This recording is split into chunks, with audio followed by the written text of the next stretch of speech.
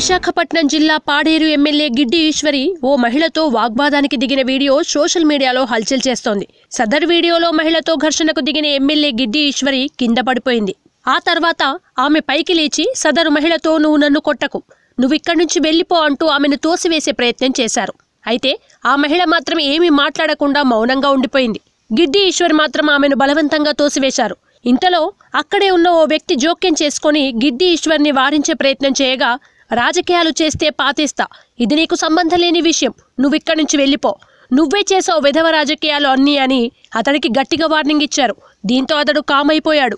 అయితే గిడ్డి ఈశ్వరికి సదరు మహిళకు మధ్య గత కొంతకాలంగా భూ వివాదం నడుస్తోందని స్థానికులు చెబుతున్నారు. ఎమ్మెల్యే గిడ్డి ఈశ్వరి గొడవ పడిన మహిళ స్వయాన ఆమెకు వదినవుతోందని వారు పేర్కొన్నారు. 2014 ఎన్నికల్లో వైఎస్ఆర్ కాంగ్రెస్ పార్టీ అభ్యర్థి గిడ్డి ఈశ్వరి పాడేరు ఎమ్మెల్యేగా ఎన్నికయ్యారు.